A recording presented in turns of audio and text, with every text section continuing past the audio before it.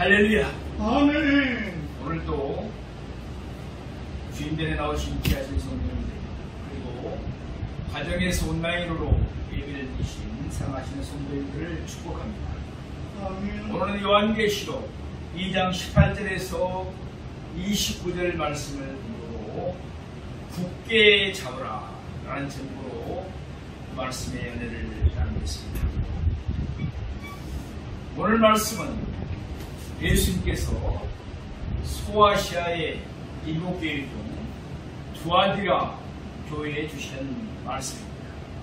더불어 우리 모두에게 주시는 말씀인 줄로 믿습니다.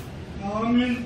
예수님은 교회의 훌륭한 점을 칭찬하시면서 한결같이 이들이 지니고 있는 우상 숭배와 음행의 문제를 지적하시며 엄히 책망하고 계십니다. 그런데 그때나 지금이나 많은 교회들은 여전히 이 문제에 직면해 있습니다.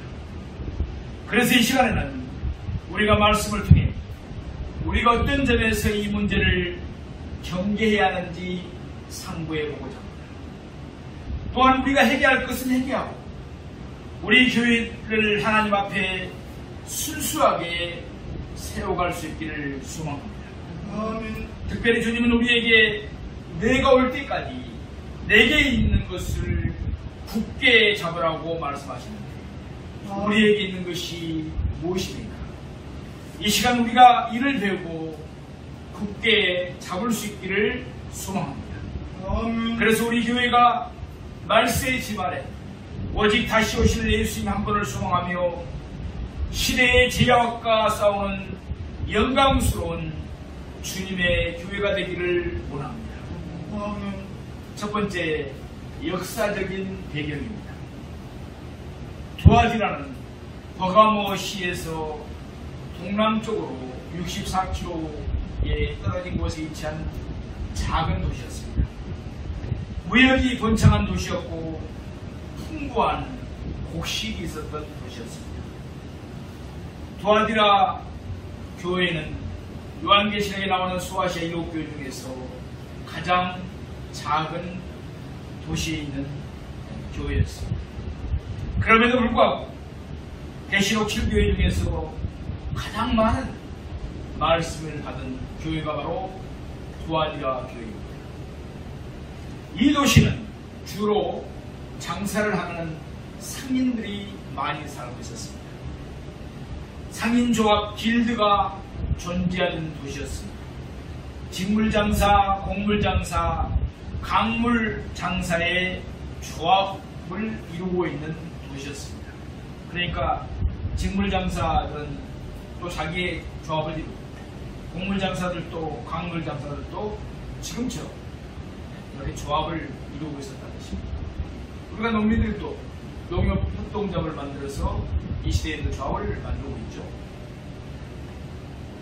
사도행전 16장 14절을 보면 바울이 마게도냐에 가서 주 첫성인 빌립보에서 전도할 때 두아디라 성에서 온 자줏빛 옷감을 파는 자주장사 루디아를 만나게 됩니다. 우리가 자주장사니까 옛날에 이렇게 강준이 고단에서 했던 장사를 생각하는데 그때 당시 자족 장사는 자주옷이 너무나 비쌌기 때문에 지금으로 말한다면 재벌과 같은 그런 사업을 한 거예요. 네. 그 루디아 우리가 잘 알죠. 두아디라의 각 공동조합은 각각 자신들의 우상, 소실을 가지고 있었습니다. 따라서 조합원들은 사업의 번창과 안정을 위해 정례적으로 우상 숭배하는 제사의식을 지렸습니다. 우상 앞에 향을 피우고 충성 고백과 함께 절을 했습니다. 그리고 제사 후에는 의례껏 우상에 바쳐진 제사 음식으로서 질타한 잔치판을 벌이고 바로 이때 여인들을 끌어들여 문란한 음행을 벌이고 있던 것입니다. 당시 두아디라 주민은 사회생활에 적응하여 출세하고 돈을 벌기 위해서 동업조합의 회원이 되어야만 했습니다. 또한 조합원들이 하는 대로 함께 우상숭배 의식에 참석하고 어울려 음행에도 가담하야만 핍박과 조롱과 소외에서 면할 수가 있었습니다. 참으로 당시 두아드라 교회는 이런 어려운 상황 속에 처해 있었다는 것입니다. 요즘도 예수를 믿지 않고 하나님을 믿지 않은 일부 회사를 설립할 때 어떻게 합니까? 돼지머리 갖다가 제사 지내죠. 또 무슨 기계를 새로 사온다든지 지점을 새로 개설하게 되면 어김없이 제사 고사 지낸다고 하면서 돼지머리 앞에 절을 하는 것을 봅니다. 그리고 여기에 참여하지 않으면 회사 이익에 관심 없는 사람으로 찍히기까지 하는 한심한 일들을 지금도 벌이고 있는 것입니다. 두 번째 예수님의 모습입니다. 18절 말씀을 보시겠습니다. 두아드라 교회의 사자에게 편지하라. 그 눈이 불꽃 같고 그 발이 빛난 주석과 같은 하나님의 아들이 이르시되 아멘. 그리스도의 눈이 불꽃 같다고 말씀하고 있습니다. 이것은 교회의 성도들의 모든 것을 다 보시고 다 아신다는 뜻입니다. 그러므로 하나님의 아들이신 그리스도 앞에서 우리 모두는 정직해야 합니다. 하나님을 속이거나 하나님을 향해서 숨기는 것이 있으면 안 되는 것입니다. 하나님의 아들 앞에서 숨길 수 있는 것은 아무것도 없기 때문에 그렇습니다. 히브리서 4장 13절을 말씀합니다. 지으신 것이 하나도 그 앞에 나타나지 않음이 없고 우리의 결산을 받으신 이의 눈앞에 만물이 벌거벗은 것 같이 드러나느니라. 아멘. 그렇습니다. 그리스도의 심판은 모든 것을 다 알고 행하는 심판입니다. 모르고 하는 심판은 오판할 수도 있습니다. 또 사람이 하는 재판도 오판이 있을 수가 있죠. 하지만 그리스도의 심판은 모든 것을 다 보시고 알고 하시는 심판인 것입니다. 그리고 그리스도의 심판은 피할 수가 없는 심판입니다. 계시록 1장 15절에 보면은 그의 발은 풀 위에 단련한 빛난 주석 같고 라고 했습니다. 그리스도의 발은 풀 위에 단련한 빛난 주석이며 뜨겁게 빛나는 발이고 원수를 밟는 발인 것입니다. 따라서 거기에서 피할 수 있는 원수는 아무도 없다는 것입니다. 예수 그리스도는 두아드라 교회뿐만 아니라 죄인들의 심판주인 줄로 믿습니다. 세 번째, 두아드라의 교회에 주시는 예수님의 칭찬입니다. 우리 19절 말씀을 보시겠습니다. 내가 내 사업과 사랑과 믿음과 섬김과 인내를 아느니 내 나중행위가 처음 것보다 많도다. 아멘. 아멘. 여기에서 사업이란 곧 길드와 관련된 장사를 말하는 것이 아닙니다. 교회의 일을 뜻합니다. 이는 본문이 말하는 대로 사랑과 믿음과 섬김과 인내에 해당하는 일이라고 볼 수 있습니다. 아멘. 두아드라 교회는 척박한 교회적인 상황 가운데서 성도들을 보호하고 격리하며 서로 사랑하며 믿고 섬기며 아름다운 공동체를 이루고 있었습니다. 그들은 고난이 있으면 인내하였습니다. 여기서 우리의 주의를 끄는 말씀은 그들의 나중행위가 처음 것보다 많았다는 것입니다. 에베소 교회는 첫사랑을 버렸지만 두아드라 교회는 처음보다 더욱 열심히 주를 믿고 섬겼다는 말씀입니다. 그들은 모든 면에서 성장하고 있었음을 보여줍니다. 두아드라 교회는 한마디로 성장하고 성숙한 교회였습니다. 성장하지 못하면 보기가 좋지 않습니다. 어린아이들도 성장해야죠. 계속 예쁘다고 해서 어린아이로 머물러 있으면 안 되죠. 기도도 잘 안 하고 말씀을 받고자 하는 소원도 없이 게으르게 지내며 몇 해가 지나도 똑같으면 이는 참 부끄러운 성도라고 할 수 있습니다. 사랑하시는 성도, 주님의 몸된 교회가 칭찬받는 교회가 되어야 될 줄로 믿습니다.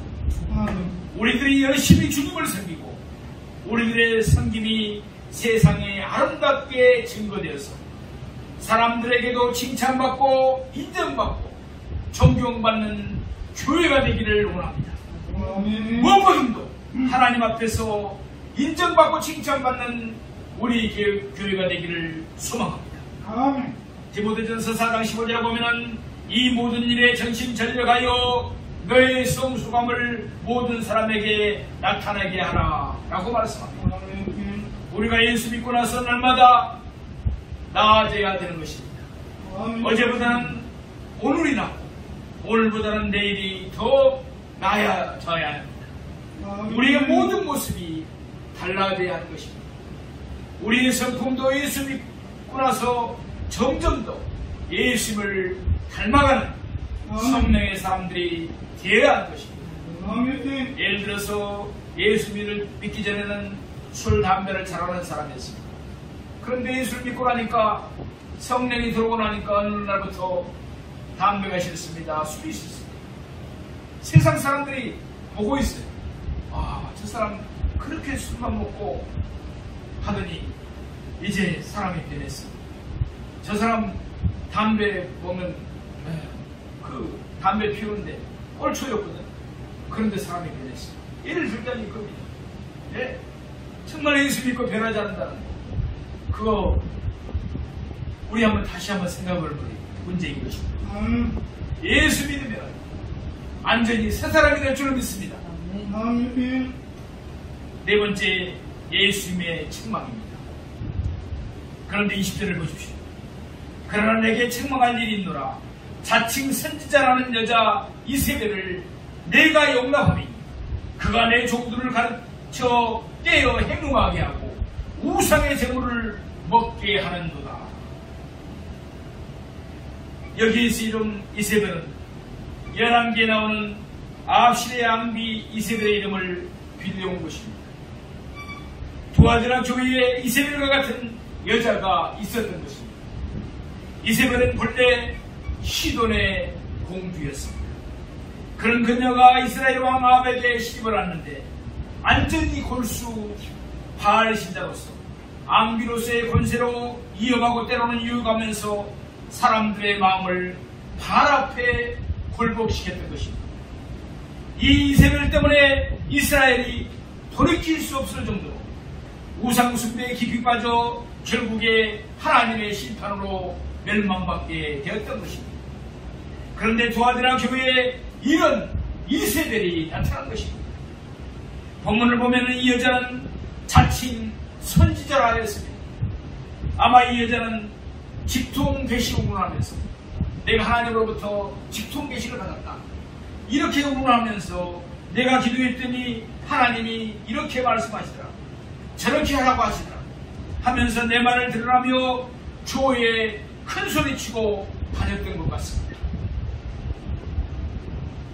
지금도 사람들은 누가 하나님으로부터 계시를 받았다고 하면 왠지 그 사람이 보통 사람과 다른 것처럼 신령하게 보는 경향이 있습니다. 아, 정말 저 사람은 하나님의 직통 계시를 받았어. 참 신령한 사람이에요. 이렇게 생각할 수 있다는 것입니다. 왠지 그 사람에게 가면 내 문제를 속 시원히 해결해 줄 것 같고 모든 고민에 대해서 확실한 해답을 제시해 줄 것 같다고 생각합니다. 또 당사자는 은근히 그런 것을 즐깁니다. 그래서 또 하얀색의 신령한 옷을 입고 표정도 근엄하게 신령하게 주고 말도 신령하게 하고자 예를 씁니다. 남쪽으로 가서 땅을 사. 애들은 북쪽으로 보내. 그러다 보면 사람들이 점점 모여들기 시작합니다. 우리 교회는 이런 송대가 없지만 그런 사람들은 목자 말은 안 들으면서 그런 사람의 말은 기가 막히게 또 잘 듣습니다. 점점 그 사람이 신령하고 신통하다는 소문이 나기 시작합니다. 그러면 그 사람이 나중에는 교주가 되는 것입니다. 그의 문제가 무엇입니까? 사람들을 하나님께로 하나님의 말씀대로 인도해야 되는데 자기 말만 듣도록 자기의 추종자로 자기 사람으로 만드는 것입니다. 이게 바로 이단 교주이죠. 일단 그 사람의 제자가 되면 누구의 말도 듣지 않습니다. 성경 말씀보다 그 사람의 말을 더 신뢰합니다. 마약과 같아서 자꾸 그 사람만 찾아다니게 되는 것입니다.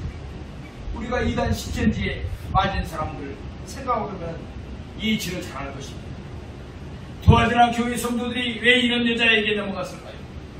24절에 보면은 사탄의 깊은 것이라는 대목이 나옵니다. 이 여자가 뭔가 깊고 심한 교훈을 가르쳐준다고 하니까 거기에 조금씩 솔깃하다가 안전한 그의 종이 되어버린 것입니다. 오늘날도 그렇지 않습니까?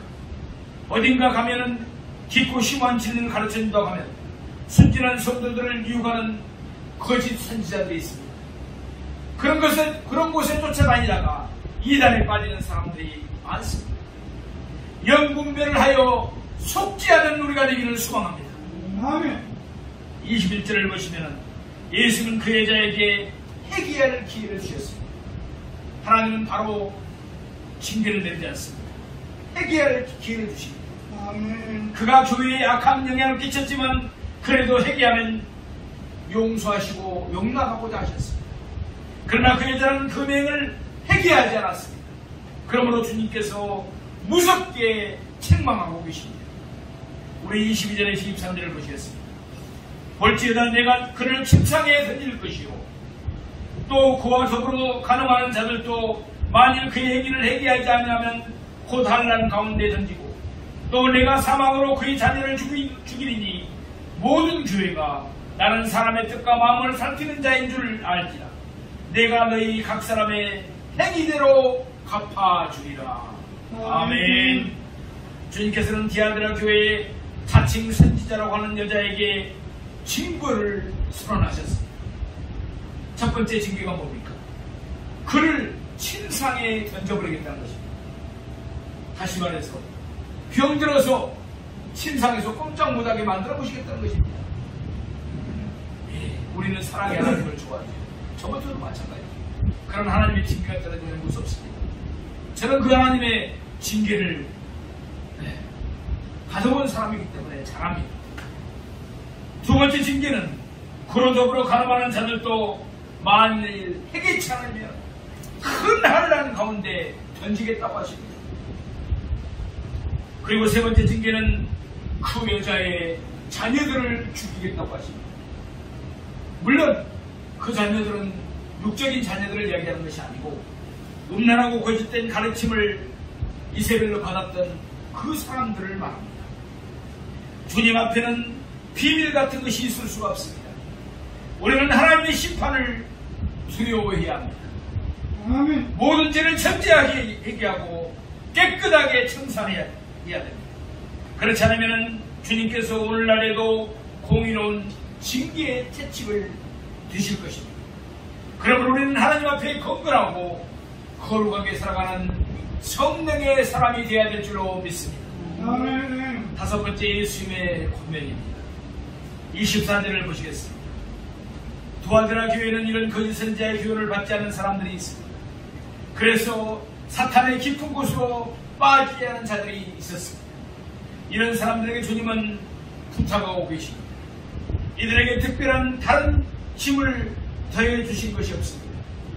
주께서 그들에게 부탁하시는 것이 단 한 가지입니다. 25절 말씀입니다. 다만 너에게 있는 것을 내가 올 때까지 굳게 잡으라. 아멘. 대신에 그들이 이미 가지고 있는 것을 예수님의 재림의 때까지 굳게 잡으라고 권면하십니다. 그들이 지금 가지고 있는 것이 무엇일까요? 예수님. 그들은 예수님께 대한 믿음을 가지고 있었습니다. 그들은 예수님 때문에 핍박을 받고 있었습니다. 예수님을 그리스도요 주님으로 받들어 섬기고 있었기 때문에 때로는 길드, 조합에서 앙따를 당해야 했습니다. 경제적인 손해를 감수하면서 살아야 했습니다. 그들은 예수님을 믿음으로 제사를 받고 하나님의 자녀가 되었습니다. 우리에게 있는 것이 무엇입니까? 먼저는 우리 죄를 위해 죽으신 예수 그리스도이십니다. 예수님이 십자가에 흘리신 그 보혈의 은혜로 우리가 구원을 받았습니다. 이 주님은 부활한 주님으로서 부활의 첫 열매가 되셔서 우리 모두에게 부활의 소망을 주셨습니다. 아멘. 예수는 우리에게 권세를 주시고 무엇이든지 내 이름으로 기도하면 다 들어주시겠다고 약속하셨습니다. 아멘. 우리는 예수님을 굳게 붙잡아야 될 줄로 믿습니다. 아멘. 예수님 권세가 내 권세 된 줄로 믿습니다. 아멘. 내 권세 예수님 권세가 된 줄로 믿습니다. 아멘. 예수님으로 악한 사단 마귀를 쫓아내는 우리가 되기를 소망합니다. 아멘. 그래 날마다 승리하고 하나님께 영광 돌리는 우리 귀한 성도님들 되기를 주님의 이름으로 축원드립니다. 아멘. 1928년 황금의 목소리를 가진 한 청년이 있었습니다. 그의 아버지는 시골 교회의 목사였습니다. 그래서 그의 집이 가난하여 대학 다니다가 중퇴를 하고 23살에 보험회사의 세일즈 사원이 되었습니다. 그는 우연히 방송 공개에서 노래할 수 있는 기회를 갖게 되었습니다. 그의 가능성을 알아본 사람이 미국 MBC 방송에 존속 가수로 데뷔하는 제의를 하였습니다. 그때 그는 고민하였습니다. 이제 돈과 명예가 그에게 들어올 수가 있었습니다. 출세할 수가 있었습니다. 그런 하나님을 마음껏 찬양하고 섬기는 일을 하지 못할 수도 있었습니다. 주의를 온전히 성수할 수 없는 그런 상황이 놓일 수도 있었습니다. 그는 고민하여 어느 주일 아침 피아노에 앉아 있었는데 그의 어머니가 예송하던 시가 악보위에 얹어져 있었습니다. 그런 눈물을 흘리며 바로 그날 아침 기도하면서 그 자리에서 작곡을 했습니다. 그 노래가 우리가 오늘 부른 찬송가 94단입니다. 이 노래는 조지 베베리 시에서 작곡되고 그의 어머니 리 밀러 여사에서 작시가 되었습니다. 그런 이후에 빌리 그레엄 목사님을 만나 하나님께 다시를 드리고 그와 동역을 했습니다. 그 후 이 찬송가는 많은 사람들의 삶을 바꾸어 놓았습니다. 그런 미국에서 존경받는 사역자의 5인에 들고 있습니다. 우리 한번 다 같이 이 찬양을 다시 한번 부르고 하나님께 영광을 드리겠습니다.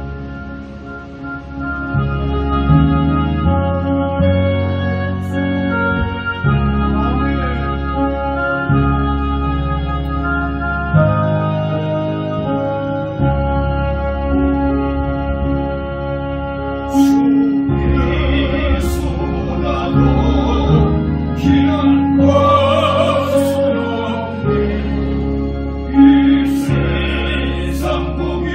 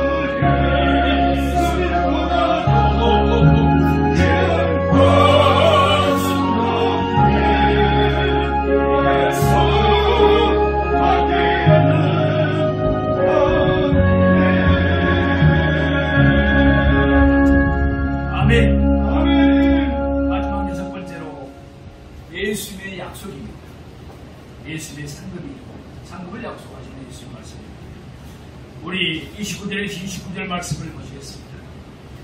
이기는 자와 끝까지 내 일을 지키는 그에게 만국을 다스리는 권세를 주리니 그가 철장을 가지고 그들을 다스려 질그를 깨트리는 것과 같이 하리라.